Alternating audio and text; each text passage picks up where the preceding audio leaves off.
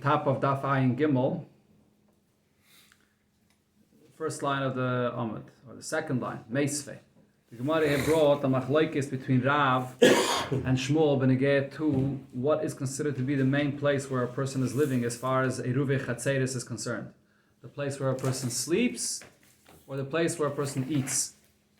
So the Gemara is going to ask a question on this now from what we see by Eiruvin Tchumen. Meisvei learned Nabraisa as follows. Harayim, shepherds, kayotzin, people that are working outside in the field. And they're guarding figs or different things that are in the field that are drying over there. Burgonen, people that live out in huts or tents outside the city. Shoimrei peiris, people that are guarding fruits. So where do they eat usually? So Rashi explains these are people, they don't eat there, they eat inside the city. So now, Bizman, Shadarkan Lolin Be'ir, if they sleep also inside the city, Harehen Kanshia, so then the aid of Tchumen that they get is like the people of the city. They're part of the people of the city. Bizman, Shadarkan Lolin Basadeh. But if they sleep outside in the field, then Yeshlam Alpayim L'chol Ruach. So then they don't have the status like a person from the city. They have 2,000 amas from the place where they sleep individually outside the city.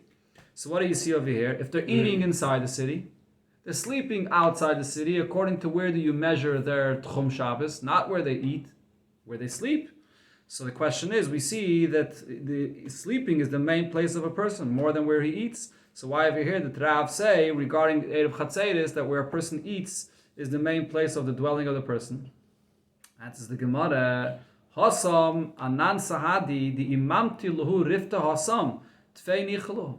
Over there, they're working outside the city, and they're sleeping over there. If they have to stay there all the time, they'd be more than happy if someone would deliver them food outside over there so they shouldn't have to go back into the city to eat. They don't have it, so therefore they're forced to go back into the city every day to go get food.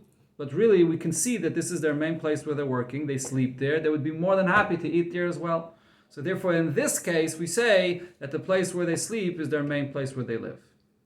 The Gemara is going to bring up soon the same thing regarding the concept of Erev Tchumen Bechlal. When it comes to how do you make an Erev Tchumen? You make an Erev Tchumen by putting food in a certain place, and that place is not considered to be your dwelling, and you can walk from that place 2,000 amas, even though you're going back to your city and you're sleeping back into your house. So from the concept of Erev Tchumen Bechlal, you see this idea that the place where your food is your main place, not the place where you sleep. The Gemara will bring this up soon. We'll see. Amar Rav Yosef says, Lo shmiya li hashmaita. Again, we have this. We had this so many times. Rav Yosef, he was not feeling it, and he forgot a lot of things that he learned, and he says, I never heard this halacha. Amar le Abaye, you didn't hear this? At amrit ne'elon va'ha amrit ne'elon. You're the one that told us this halacha of Rav, that the place where a person eats is the main place where a person is. What did you tell us? The mission that we learned over here. Brothers that were eating by their father. We learned yesterday it means that they get food or they get money from their father for food. And they sleep in their house. Right, so the simple pshat, the lashon of the mission is mashma that they actually eat. They eat there by their father's house and they sleep in a different place. So on this we ask the question, I see over here that the place where you sleep, that's the main place where you live, and therefore they have to make an Eid of Chatzeris separately. And you explained to us, no, they're not actually eating by their father, but they're actually just getting a pras, they're just getting food from him, or they're getting money for food from him, but they really eat also in a different place. We had the same Gemara before. The Gemara is just bringing it up again. This is what Abaye reminded Rav Yosef that he himself said this.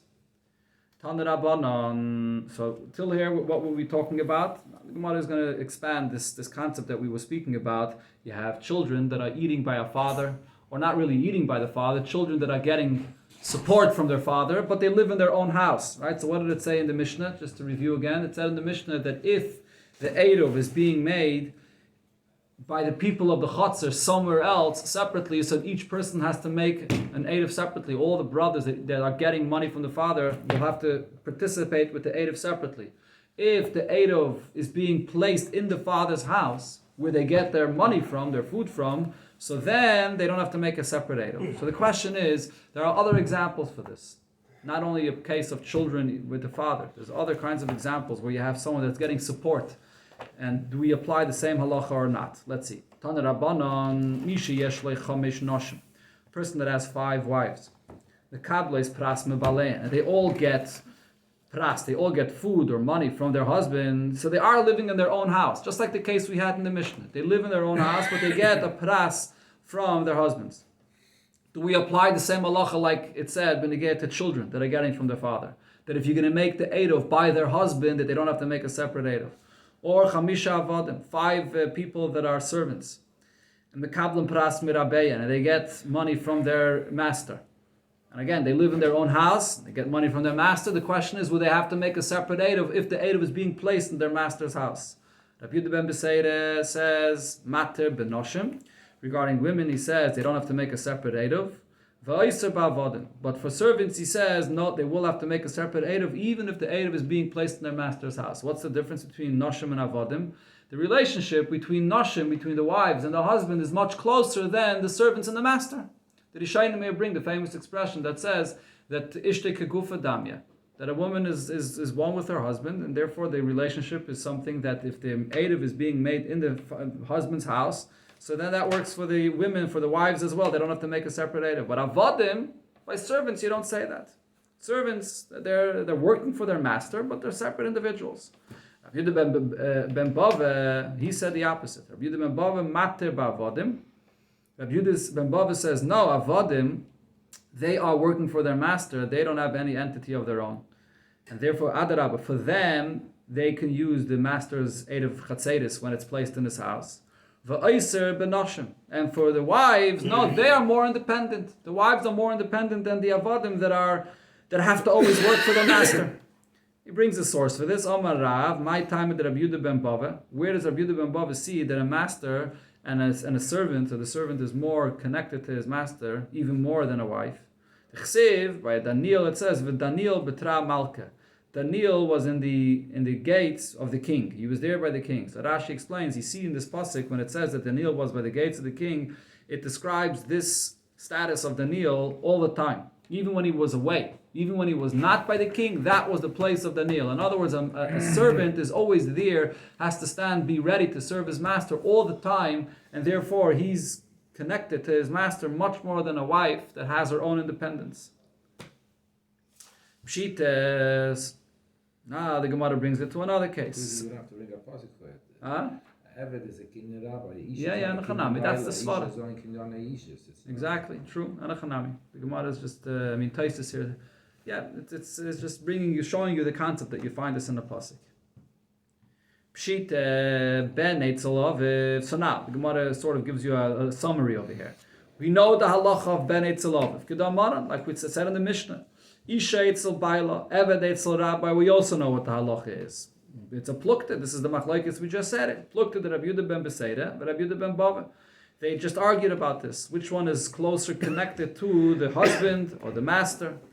Now the question is another case, a fourth case. Talmud Eitzel Rabbi. How about a student by his teacher? What would be the halacha?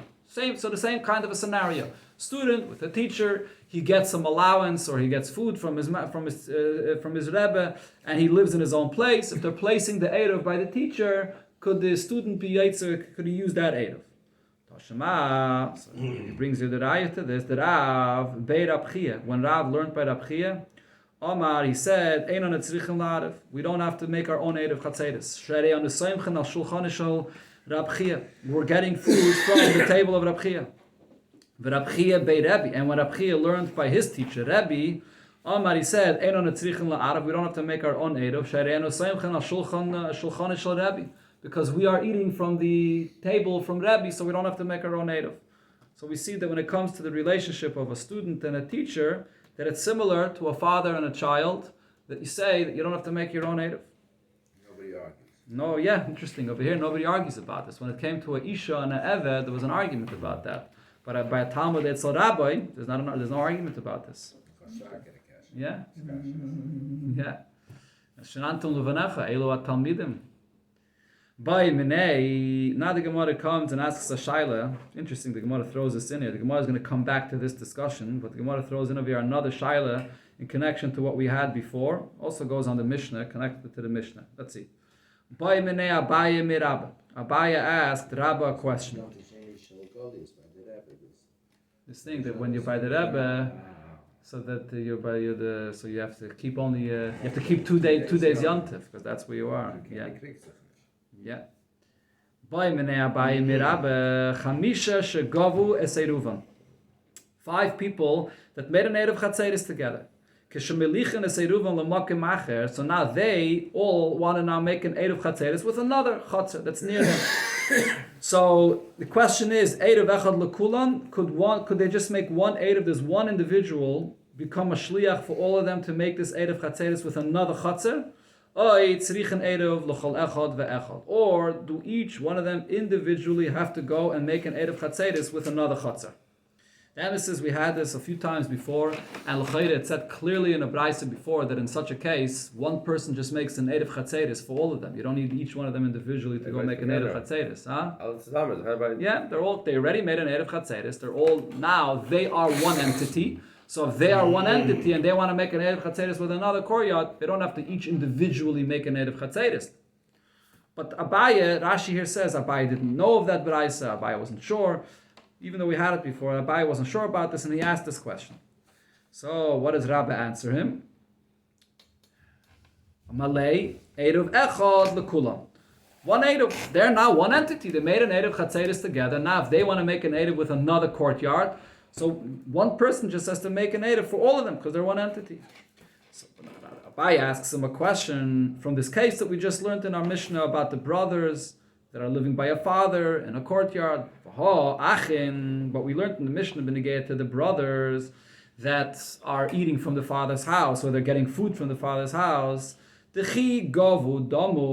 are considered to be like they made an Eruv Chatzeris together. As we said in the Mishnah, when the Eruv Chatzeris is placed in the father's house, they don't all have to make a separate Eruv Chatzeris. They all become like one entity. And what does it say in the Mishnah? If the Eruv Chatzeris is not being placed in the father's house, if they're putting the Eruv Chatzeris somewhere else, so then each one of them has to make the Eruv Chatzeris individually. So what was he trying to prove? What do you see over here? Even though if the Eruv Chatzeris is placed by them, they become united as one entity. Nevertheless, if the Eruv Chatzeris is placed somewhere else, they all individually have to be mishtatif in this Eruv Chatzeris. So why not apply the same thing b'neged to a case where everybody became one entity and made an Eruv Chatzeris together? But if they want to put the Eruv Chatzeris in another courtyard, each one should be considered to be individual, that they have to go and be mishtatif with the other courtyard. It's not the same. Oh, it's not the same. So the Gemara explains now. It's like the Gemara, over here, you know what the Mishnah is talking about. Over here, it's within one chotzer. Kagoin the ikid the yurin bahadayu. Over here, within the same chotzer, even if they became one entity together with their father in this chotzer, but there are other people living there. It's over here, not all the people of the chotzer are one entity. There's other people living there. The migo, the hani asri, because not all the people of the chotzer are one entity. There are other people living there, and they have to make an Eruv Chatzeris separately. So hani nami asri, the people, these children that are getting food from their father's house, are also going to be considered to be a separate entity as well. If the Eruv Chatzeris is being placed in the father's house, so over here, because they get support from the father's house, that's enough that they don't have to be mishtatif then separately. But if the Eruv Chatzeris is being placed somewhere else, and there are other people in this Chatzer, and they are not all one entity, so they are then viewed also as a separate entity, and they have to be mishtatif separately. But when it comes to the case that we said before, where he asked the question, when all the people of this Chatzer became already one entity, they made an Eruv Chatzeris together, and now they want to share and they want to make an Eruv Chatzeris with another Chatzer, there's no reason why they should have to all be mishtatif separately. Everybody in this Chatzer is already one entity. You see this clearly in the lashon of the Mishnah. The Ketani, it says in the Mishnah, Masai, when do they have to, these brothers all have to make a separate Eruv? If they're placing the Eruv in another place, not in their father's house. Avlam haya Eiruvin ba etzlam, if the Eruv was being placed in their house, oy she'ein diyurin iman b'chatzah. Or if there's nobody else living in the chatzah, it's just a father with these children, no one else is living there, then ain't tzrichen la'arav. Then they don't have to make a separate Eruv. Shema mina. So we clearly see in the Mishnah that the point over here is that the reason why they have to make a separate Eruv together with everyone else is because there's other people there. In this very chatzah, there's other people that are separate entities, and therefore they have to also make a separate Eruv together with them. But when everybody in the chatzah already made an Eruv chatzedus together, so then if they want to now share with another chatzah, then only one person makes the Eruv chatzedus for everybody. Okay, this is like a little break over here when you get to this subject, but now the Gemara goes right back to the point that we were speaking about before, the Nigeya to the place of where the main dwelling of a person. Rav Chia bar Oven mirav Sheshes. Chia bar Oven asked a question from Rav Sheshes. B'nei Bei Rav, the yeshiva students basically. The Achli Name Bebaga, they eat their meals somewhere in a hut or in a tent, somewhere in a valley, in a different place. They have like a dining hall for them or some other place that they eat in. But v'asu b'aisu b'bei Rav, they sleep. They come and they sleep where? In the yeshiva, in the bismedrash. So it's mashmer that the sleeping mamish they would learn and they would sleep in the bismedrash. So again, the point is they eat in one place and they sleep in another place. So here the question is regarding Erev Tchumen. Where do we measure the main dwelling where they live? Ki mashchina lo tchuma. When we measure the Tchum Shabbos for them, mi beirav mashchina lohu. Do we measure it from the Beis Medrash where they sleep, or mi baga mashchina lohu? Or we measure it from the place where they eat, out in the valley, or another place where they eat. Amalei mashchinan mi beirav. We measure the Erev Tchumen from the place where they sleep. That's considered to be the main place where they live. Frag the Gemara. How could you say that? How could you say regarding Erev Tchumen that you measure from the place where a person sleeps? How does every Erev Tchumen work? You place food for the Erev Tchumen somewhere further out, within 2,000 amas, and then you're able to walk from there further. So you see the whole concept of Erev Tchumen is based on the place where your food is. Not where your food is. Right? What happens when you place your food there? And then you go back home. After you make the Erev Tchumen, you go back home and you sleep at home. And nevertheless, the Mashchinele Tchume me Eiruvin. Where do you measure the Erev Tchumen from? The place where you put your food, not the place where you're sleeping. And for the Gemara brings again and back the same point that we mentioned in the beginning.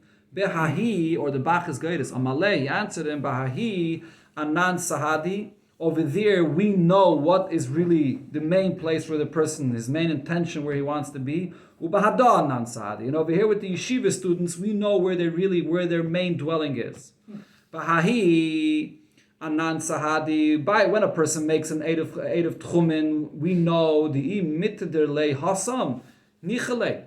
He's going and putting his food for the Erev Tchumen in that area. If he would have a place that he could sleep there as well, he would be more than happy to sleep there as well. Tomorrow, Shabbos, he wants to go in that direction. He needs to walk in that direction. He doesn't have a house there. If he would have a house there, he would be more than happy to be there. So tomorrow, Shabbos, he shouldn't have to walk so far. So when he's placing his food there, it's not just his food. That's really a raya that he'd be more than happy to be there altogether. That's his main dwelling. Ubahada, over here with the yeshiva students, Anan Sahadi, the Maisaluhu Rifte, Lebeirav, Nichalut Fei. Someone would be so nice to bring them the food to the Bismedrash and they wouldn't have to walk out to another place in the valley to go and get their food. They'd be happy to be right over here. The yeshiva students, where's their main place? Their main place is in the Bismedrash where they learn. So therefore, the Gemara here is saying this point, even though there is this machlokes we had before, when you get to what the main place of a person is, where he sleeps or where he eats, but many times you have to look at the Anan Sahadi, at how we can see what's the main intention of where a person wants to be, the place where he's sleeping or the place where he's eating. Okay, you have, by the way, a similar shaila. Makom Sheretzayin Shaladim, right? The place where a person really wants to be. You have a similar shaila that place can talk about when you get to Ner Chanukah, when you get to Shiva Bachrim or B'chlal. If you have a place where you sleep, a place where you eat, where should you light? Should you light in the dormitory, or should you light in the lunchroom, in the dining room? I believe most places can say that you light in the dining room. The place where you eat is the main place where you live. Over here we see when you get the Erev Chatzedus, Rav says Mokim Pita. the place where a person lives is his main dwelling, and when you get to Erev Chatzeres, we paskin like Rav. I believe most places can say the same thing when you get to Ner Chanukah as well. Rami Bar Chama asked another shayla from Rav Chisda, similar to what we spoke about before. Av u'benoi, a father that's living in a chotzer, and it's just the father and the son. There's nobody else there. There's a father and the son together living there. And the father gives, like the case we spoke about Tiller, the father gives support to his son that lives, even though they're sort of just these two people, but they live in separate houses, but the father gives support to his son. Harav v'talmidai. Or again, we said before, a teacher and a student, we compared it to a father and a son. So here, the Gemara has three shilas about this. The Gemara is very mekatzer, but Rashi explains that there's three shilas here. The first shaila is kerabim domu or kiyichidim domu. Do we treat them like separate individuals, or we treat them like one? What's the nafkamina for this? So this is something that's based on a Mishnah that we're going to learn soon on Daf Ayin Hey. This is talking about a case we had a few times before, when you have two chatzeres, an inside chatzer and an outside chatzer. So there's a machlekes about this, but the Tanakama and a Mishnah that we're going to learn later that we paskin like him holds that there's l'chayra an issue when the people in the outside chatzer made an Erev Chatzeres, but then you have the people from the inside chatzer that are walking through. The people from the inside chatzer that are walking through the outside chatzer, do they disturb the Erev Chatzeres?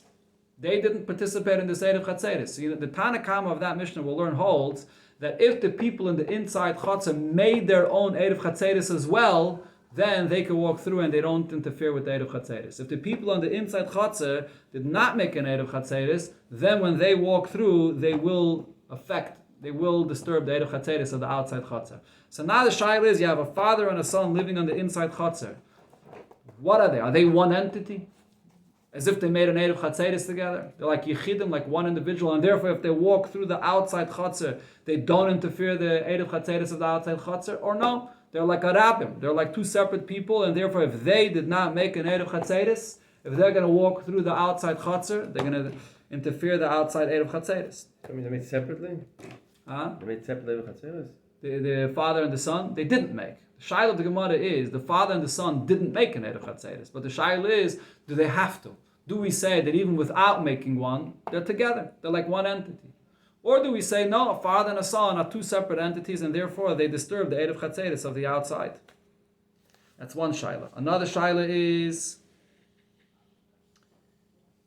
over here. Sorry, 1 second.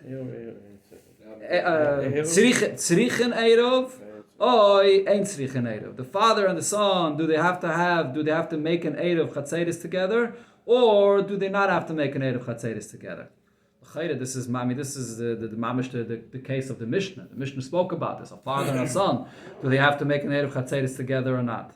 So Taisus explains, the shaila of the Gemara is regarding this akimta that we said over here. Mekable pras shono. The Gemara over here, when it says in the Mishnah a father and a son, it's not so clear what we're talking about. Are we talking about a father and a son, that the son, only if the son mamish eats in his father's house, then he's one entity with his father? Or even if he doesn't mamish eat in his father's house, he just gets an allowance from his father, that's enough for him to be one entity with his father. That's the second ipaya of the Gemara. That's the way Taisus explains it.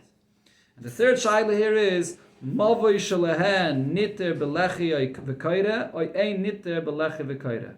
A mavoi of this father and son that is opened to this place where the father and the son live. So you have a chatzer of the father, a chatzer of the son, and it's open into a mavoi. Could you be matir the mavoi with a lechi and a kaira or not? What's the basis of this shaila? So over here again, Rashi brings us to something that we're going to be learning about tomorrow more. We had this once mentioned before. In order for a mavoi to have the status of a mavoi, you have to have at least two chatzeres open to it. If you have a mavoi that only one chatzer is open to it, so it's not called a mavoi. It's a chatzer. There's one chatzer, and beside it there's another chatzer. So the question now is, the father and the son have their chatzeres opened up to this mavoi. Is it like two separate chatzeres that are opened up to this mavoi, and therefore the mavoi has a status of a mavoi? Or no, the father and the son are one entity, and therefore the mavoi does not have a status of a mavoi, and if it does not have a status of a mavoi, the lechi and kaira doesn't work. The way to be mater a chotzer, I don't know if you remember, we learned this a long time ago on the first Pedic. The way you mater a chotzer is not with a lechi and a kaira. You have to have much more of a closure than just stam a lechi and a kaira. So that's the shayla here. One opening to the mavoi. Again? Beide Chatzeros haben one. Yeah, both Chatzeres are open into the Mavoi. You have a Chatzer of a father and a son that are open into the Mavoi. But the question is, do I consider the Chatzer of the father and the son to be one? So therefore it's like one Chatzer open into the Mavoi. Or, no, the father and the son are two different entities. And therefore it's two Chatzeres open into the Mavoi.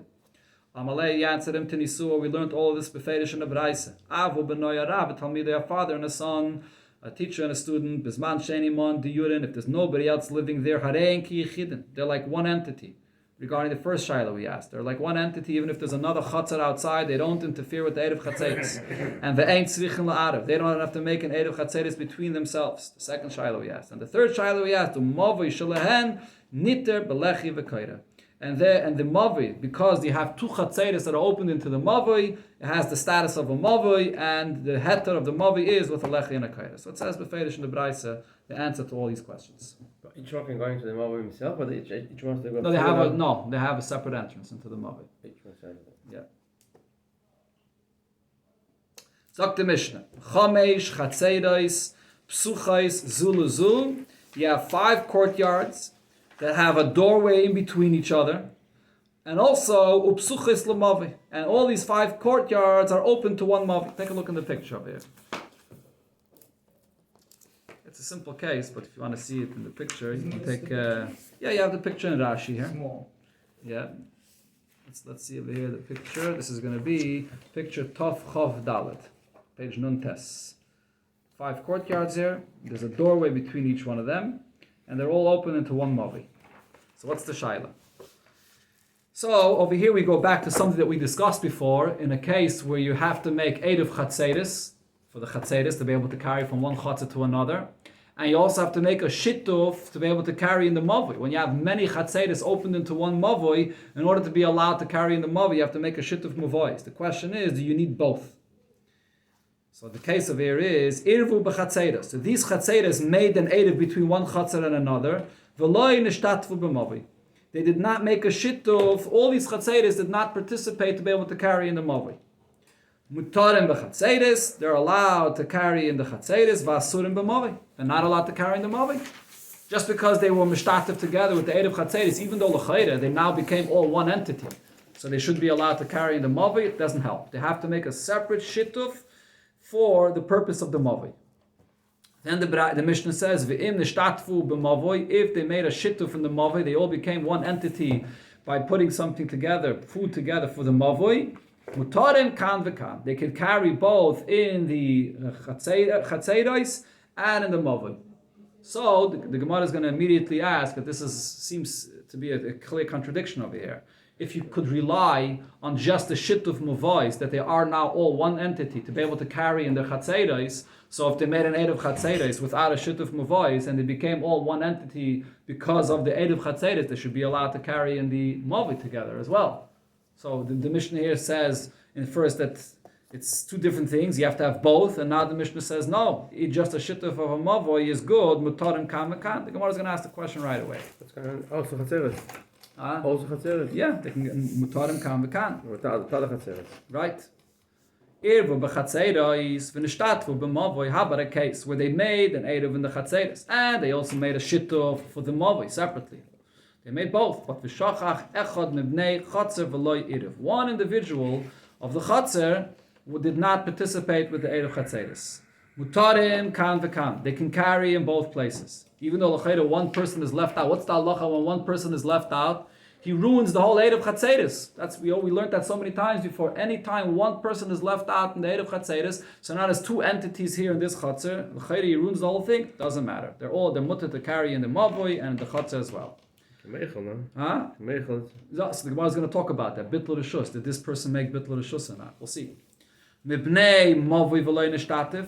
If there's one chatzer of the mavoi that was not mishtatif in the shittuf mavois, in other words, an entire chatzer was left out of the shittuf mavois, mutaren b'chatzeros. So those chatzeros that all made an eid of chatzeros between them could carry. V'asurin b'mavoi. When it came to the shittuf in the mavoi, one chatzer was left out, so the shittuf was not good, so they can't carry in the mavoi.